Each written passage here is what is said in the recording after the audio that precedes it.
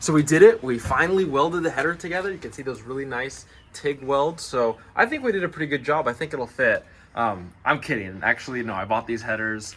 The other ones weren't going to work, and I'm not an experienced welder. I can barely weld two pieces of metal together. So we bought ones, bought not built. So right there you can see the Flowtech headers that I bought. You know, unfortunately for small block Chevys, the headers are so expensive. If I had an LS motor, it would be like a quarter of the price, but I don't. So I gotta just spend a little bit more money. But you know what? Small block Chevy, twin turbo, that's the way to go. You never see this. People have done it before. It can work, but you know, everyone has a twin turbo LS, so we're gonna do something different. And I love these. These are nice, they're polished. These TIG welds are beautiful, and we are going to make it work. And you know what? I actually like these headers a lot better than the other ones because this will bring the turbo out so much further. So it just bolts right up to here, right there. Perfect. It'll fit. It clears the steering shaft. Clears less heat going to the master cylinder. We'll put our little thing right here. We may need to modify the hose to get that to work, but turbos will stick right here. So I'm pretty happy with these. They look great. Basically, once these go on, this is a nice little V-band we're upgrading. Nice little V-band, and I think Noah bought some couplers, some 90-degree couplers that'll go straight up so the turbos mount super high, maybe like right around here. Which honestly, isn't that cooler than mounting all the way back there? You know, back there's not as cool as if it's right here. So we got the header. Now we're gonna be bolting it in using the supplied bolts. And I'm also gonna need my gasket, which is, where'd the gasket go? Oh, there we go.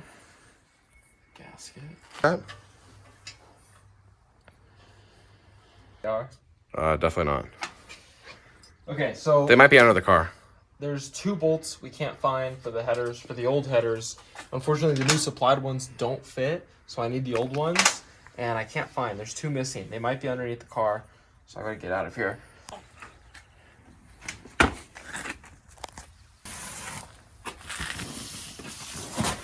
Where are the...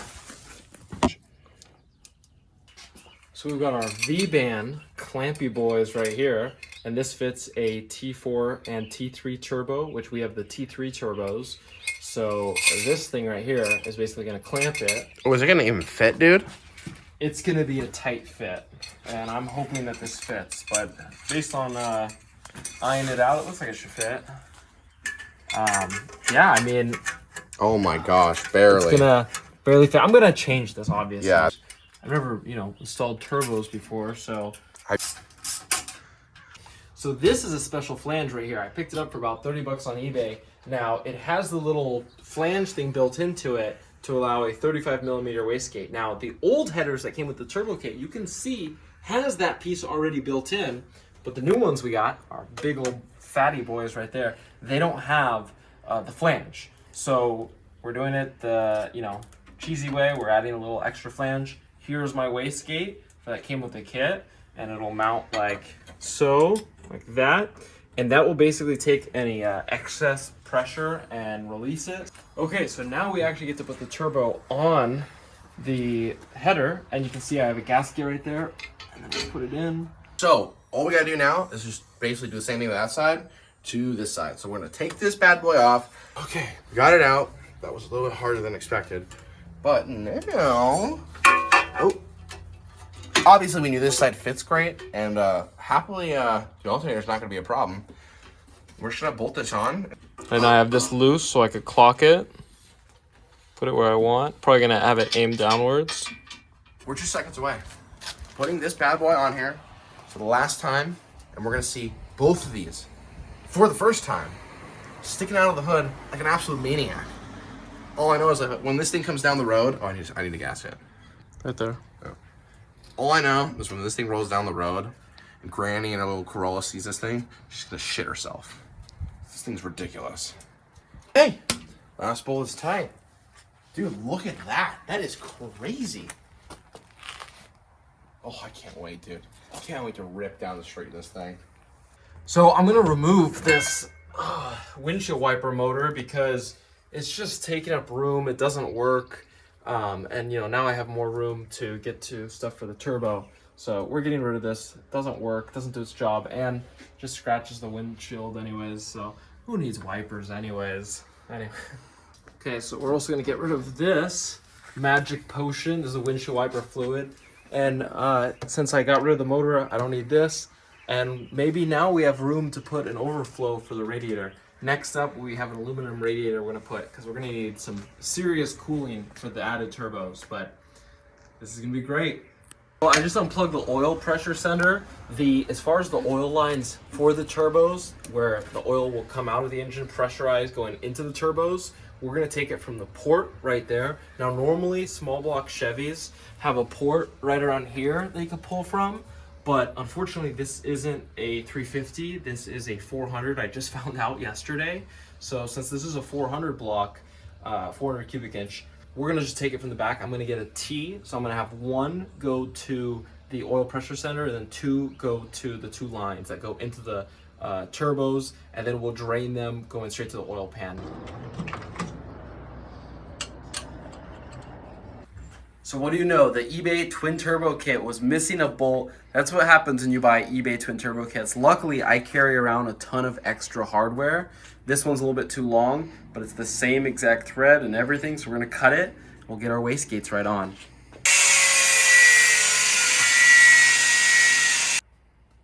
Perfect. So now we're just mounting the wastegates backwards because there wasn't enough room between the radiator. So we have the wastegates hooked up right here, and just flip the flanges around, and some of these bolts are just really hard to get to, but everything's coming out good. Once we reinstall the turbos, it's just a matter of finishing the oil lines. I have new oil lines, I have new oil. We're gonna drop the pan and we're gonna drill into the pan. We're gonna do it the right way.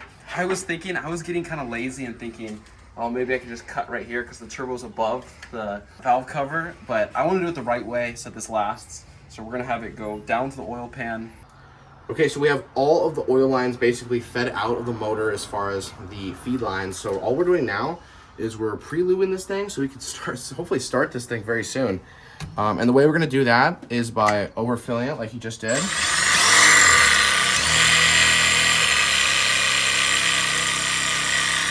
Taking a drill to the backside, and we're basically forcing that in there like as if the car was running. See, you can see it going down.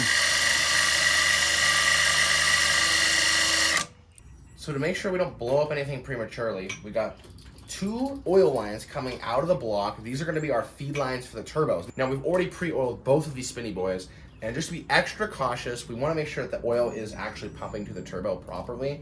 So we're just gonna kind of dry test it or bench test it into a bucket here. So Noah is gonna basically crank the motor. We have no spark plug wires at all whatsoever, so you don't have to worry about the car starting. Give her a rip.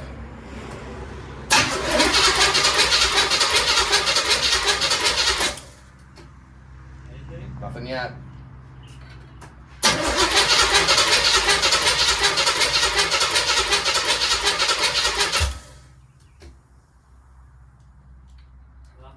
Nope.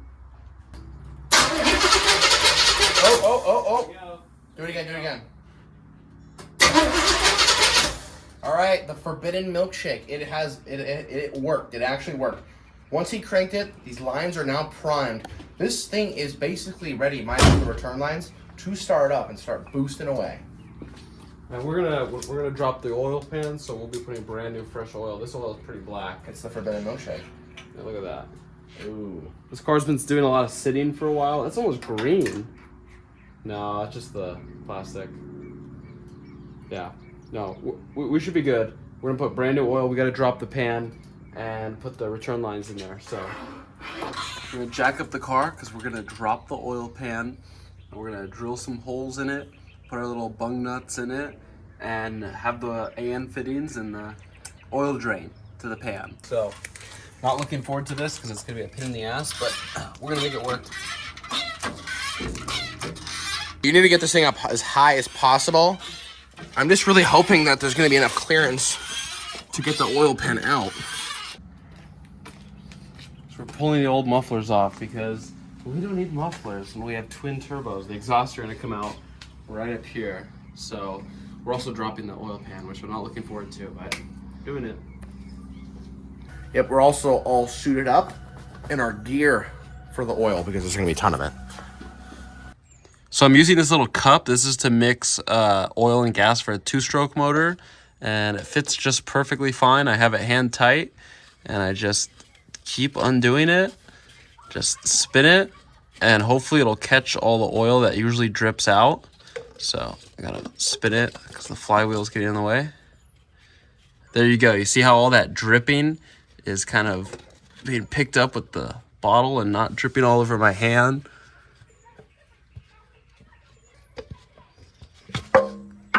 There we go. And then I just drop it right in the pan. I get a single drop on my hand. There you go. No mess at all. So, oh, oops. Okay, what tool do you want? Hey, give me like a half inch. Deep well or regular well? Give me a deep well. Thanks.